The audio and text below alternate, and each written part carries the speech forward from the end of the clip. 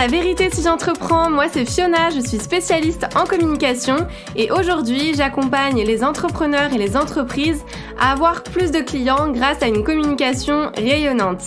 Chaque semaine, je vais vous partager des stratégies, des conseils concrets et facilement applicables autour du business en ligne, d'Instagram, de l'organisation, mais aussi mes réflexions plus personnelles et l'envers du décor de l'entrepreneuriat en toute vulnérabilité et sans aucun filtre.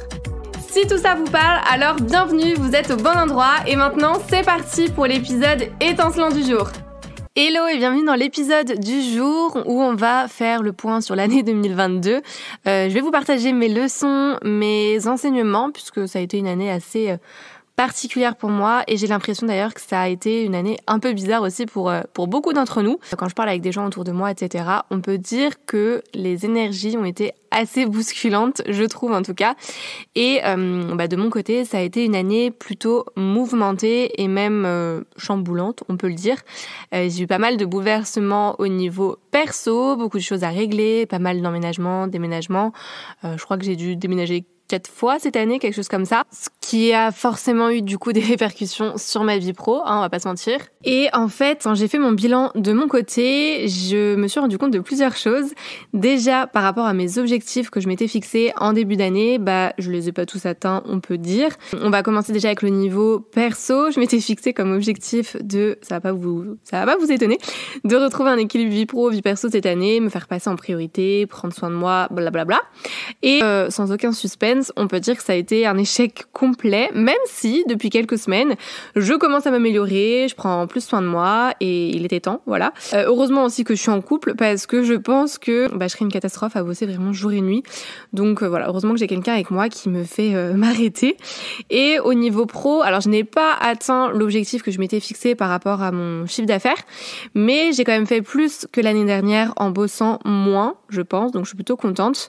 Après je partais de très loin aussi par rapport au rythme de travail que j'avais en 2021. Par contre, la chose positive, c'est que j'ai sorti tout ce que je voulais sortir cette année, que j'avais mis en tout cas dans mes objectifs là en début d'année, donc je suis plutôt fière. Bref, du coup, j'avais envie de vous partager mes leçons de cette année. J'ai pris des petites notes à côté sur les grandes lignes et après ça va être un petit peu en freestyle, en espérant que je parte pas dans tous les sens, vous commencez à me connaître. Donc on va commencer avec la première leçon que je retire de cette année, c'est « Nous ne sommes pas notre business ». Je pense que vous avez déjà entendu cette phrase, parce que moi je l'ai déjà vue, mais c'est vrai que c'est hyper difficile de faire la part des choses entre nous et notre activité. Moi, je me suis littéralement perdue et j'ai eu l'impression en fait de vivre un peu une crise identitaire avec plein de questions existentielles. Tellement en fait justement je me définissais par rapport à mon activité. Mon business en fait a pris trop de place dans ma vie et j'ai perdu de vue la base, le pourquoi je me suis lancée. Et j'irai même plus loin, je dirais que notre valeur ne dépend pas de notre business. C'est important de le dire parce que quand il y a des choses qui se passent pas comme prévu, on peut tout remettre en question, on peut se remettre en question et pourtant il faut pas, mais c'est toujours plus facile à dire qu'à faire. Combien de fois moi je me suis mise à douter de moi parce que j'allais pas aussi vite que je le voulais, parce que j'avais pas atteint 100% de mes objectifs. Il y a eu plein de moments de doute, de questionnement et c'est vrai qu'on a tendance à vite se perdre et confondre les deux, en tout cas la partie business et soi.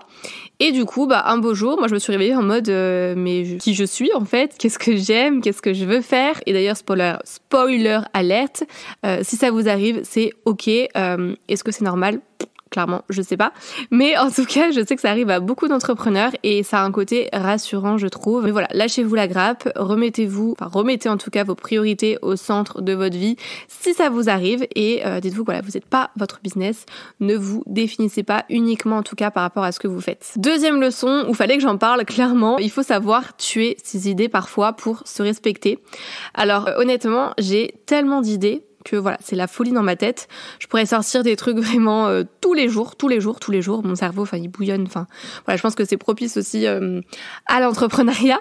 Mais ce que je veux dire par là, c'est qu'il faut aussi s'écouter et ne pas avoir peur d'annuler des projets, de décaler des lancements si on n'est pas prêt, si on le sent pas, etc. En septembre, je réouvrais ma formation phare sur Instagram et même sur le business qui s'appelle InstaShine, qui est maintenant accessible à l'année, by the way.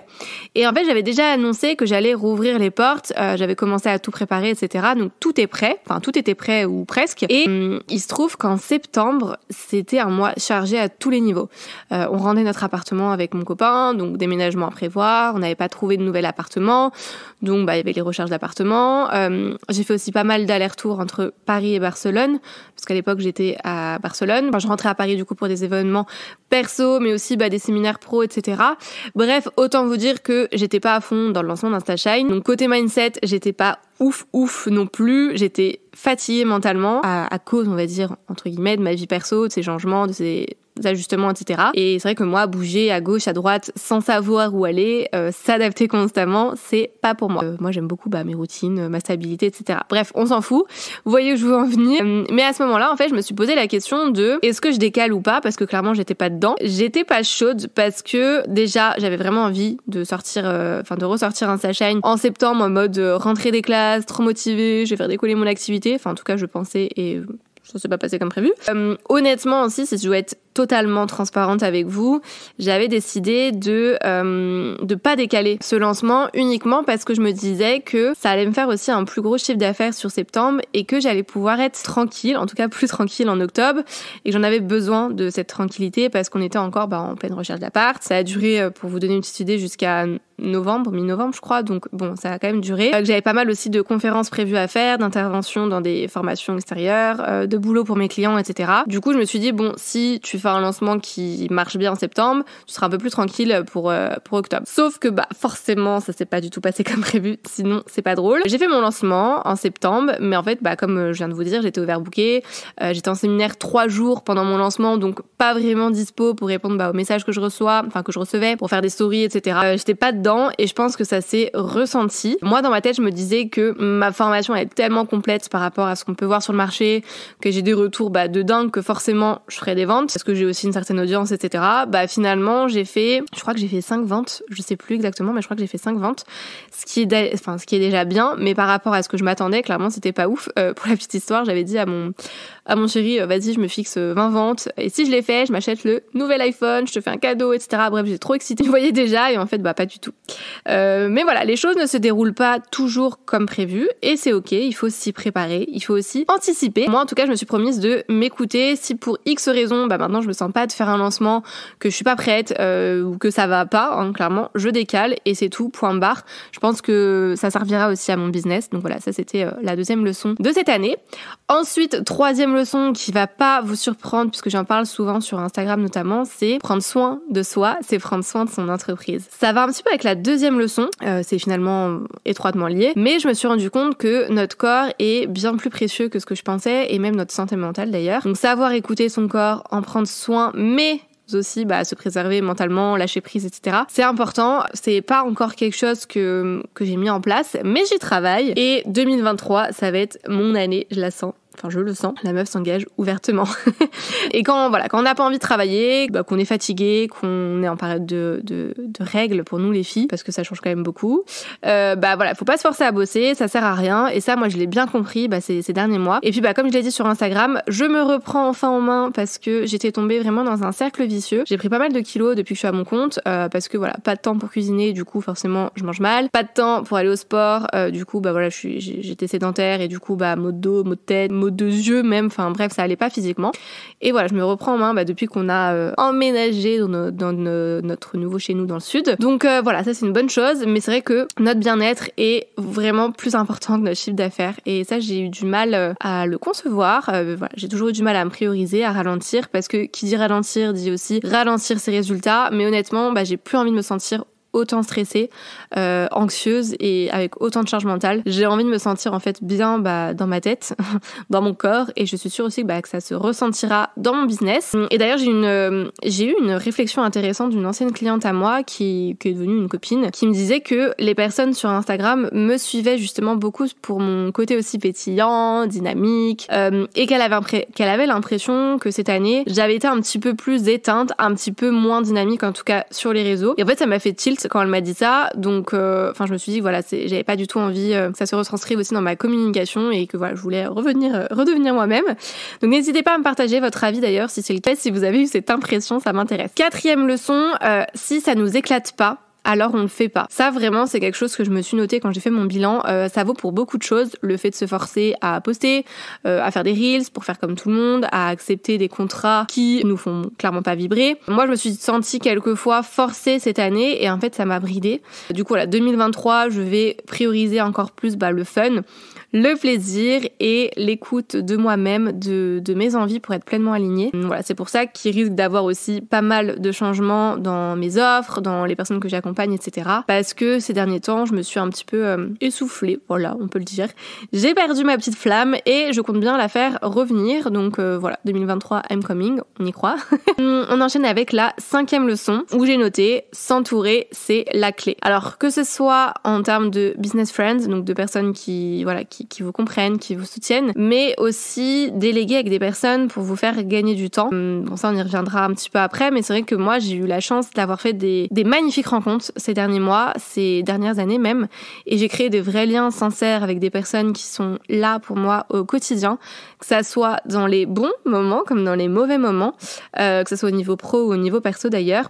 Et voilà, pouvoir échanger en fait avec des personnes qui ont traversé ou traversent en tout cas la même chose que nous, je trouve ça hyper enrichissant et c'est pour ça que c'est important d'être accompagné aussi de bonnes personnes. Moi j'ai la chance aussi d'être entourée de personnes qui me tirent vers le haut dans ma vie perso, que ce soit mes amis, ma famille, mes parents, mon chéri, etc. Ils m'ont toujours soutenue dans tout ce que j'ai pu faire, ils m'ont toujours félicité, ils ont toujours cru en moi, même quand moi je croyais presque plus en moi, et pour ça je suis pleine de gratitude parce que je sais que c'est pas donné à tout le monde que l'entourage comprenne et soutienne, et je pense pas que j'aurais réussi à faire tout ce que j'ai fait si j'avais pas bien été aussi soutenue. Donc voilà, faut le dire. Pour la partie aussi délégation, donc le fait d'être bien entourée, vous le savez peut-être, mais moi ça a été ma bête noire pendant longtemps parce que j'ai souvent été déçue des personnes avec qui j'ai bossé. Donc je sais pas si c'est mon côté pointilleuse, ma conscience professionnelle ou je ne sais quoi, mais vraiment j'ai pris des petites claques et je vous en ai parlé d'ailleurs dans l'épisode 15 ou 16, je sais plus, l'épisode juste avant. Parlons vrai, je suis trop exigeante, donc si ça vous intéresse, n'hésitez pas à aller l'écouter. Et cette année, j'ai retenté le coup et j'ai pas été déçue, bien au contraire. Là, à l'heure actuelle, j'ai une assistante qui travaille avec moi, qui est ultra pro, qui est rapide, qui est efficace, qui est adorable en plus. J'ai une graphiste et une rédactrice web qui, pareil, elle travaille vraiment super bien et je m'entends super bien avec elle, donc je suis ravie. Et j'ai une stagiaire qui m'a rejoint aussi début décembre pendant 5-6 mois, qui fait un travail vraiment remarquable, qui s'applique, qui est force de proposition, qui... Bref, j'aime tout ce qu'elle fait.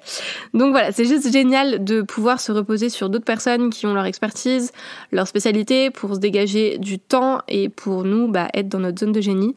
Donc voilà, déléguer, ça a pas de prix. Enfin, vous m'avez compris, ça a un prix, mais pour éviter en tout cas d'être dans le rush et subir ces projets, ces lancements, je trouve que ça a pas de prix. Donc voilà, ça c'était une de mes leçons, avoir moins peur de déléguer pour avoir plus de temps pour moi et faire quelque chose que je kiffe. Et 6e leçon, et pas des moindres, ou plutôt on va dire affirmation, on va dire, je suis une putain de bosseuse. Voilà, fallait le dire. On me l'a souvent dit dans mes expériences ou même dans ma vie perso, les personnes qui me connaissent. Mais moi, j'avais la tête dans le guidon, je me rendais pas compte forcément. Et pour moi, en fait, ça me paraissait normal, tout ce que je faisais. Mais quand je fais l'introspective de mon année, on peut dire que j'ai pas chômé. J'ai sorti ma formation du coup phare InstaShine. J'ai sorti ma formation Insta pour les boulets qui est plus axée pour les débutants. J'ai lancé mon coaching de groupe. J'ai sorti mon cahier de vacances cet été. J'ai sorti mon podcast. À côté de ça, j'ai continué à faire du coaching individuel, à faire des restitutions de stratégies social media, à faire du community management, donc à travailler pour mes clients, à faire des interventions pour d'autres entrepreneurs ou même dans des écoles, et sans compter toute la création de contenu gratuite, que ce soit pour mon compte Instagram, ma newsletter, mon blog, le podcast, etc. Donc voilà, rien que le fait de vous lister tout ça, honnêtement, je pourrais dire que j'ai envie de pleurer. C'est vrai.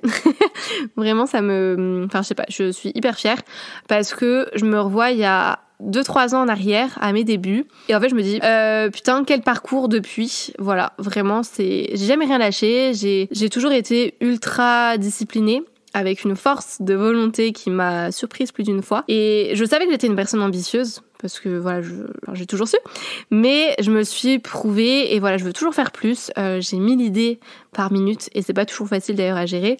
C'est même frustrant, parce que j'aimerais tellement faire encore plus. Et il faut que j'arrive à trouver un juste milieu entre l'adrénaline, l'excitation de tout ça, et l'épuisement parce que la barrière est fine, et ça je m'en suis encore rendu compte cette année. Mais en tout cas voilà, le travail et les efforts payent toujours, donc faites-vous confiance. Voilà, c'est les six leçons que j'avais envie de vous partager. En soi, j'ai eu plein d'enseignements cette année, mais j'ai pas envie de vous faire un épisode qui va durer 3 heures. Je pense que je vous ferai des petits épisodes pour vous raconter peut-être plus des moments qui peuvent aussi vous intéresser. Mais voilà pour mon bilan 2022. Maintenant, il me tarde de voir 2023 avec tous ces petits changements que je vais appliquer. J'ai vraiment envie pour cette nouvelle année de travailler moins mais travailler mieux, d'avoir un petit peu plus de structure dans mon business, de continuer à évoluer, mais surtout de prendre beaucoup plus de plaisir. Et je pense que voilà, j'ai pas envie de spoiler, on va dire, cet épisode, mais il y a pas mal de choses qui se préparent pour cette année, pas mal aussi de nouveautés. Et il me tarde de voir tout ça, de partager tout ça aussi avec vous. Voilà, j'espère que cet épisode vous aura plu et surtout que mes partages pourront aussi vous servir, parce que on peut vite perdre pied, on peut vite se noyer, on peut vite se perdre, on peut vite vouloir tout abandonner. N'hésitez pas, si vraiment vous avez envie et que vous ressentez aussi le besoin, à m'envoyer un petit message, notamment sur Instagram. Si vous souhaitez qu'on en discute ensemble, ça peut faire du bien, et c'est vrai que, encore une fois, quand on a la tête dans le guidon, c'est difficile de réfléchir, et voilà, le fait de parler à une personne extérieure, ça peut grandement aider. Donc voilà, n'hésitez pas. Moi, sur ce, je vous souhaite de magnifiques fêtes, de bien profiter de votre entourage. J'espère que vous allez aussi couper pour vous ressourcer, pour prendre du temps pour vous, pour revenir au taquet en 2023. On se retrouve du coup l'année prochaine. J'étais obligée de faire cette blague. C'est tout pour aujourd'hui. J'espère que cet épisode vous a plu. N'hésitez pas à vous abonner si vous ne voulez absolument pas manquer les prochains épisodes, et à laisser 5 étoiles pour me soutenir.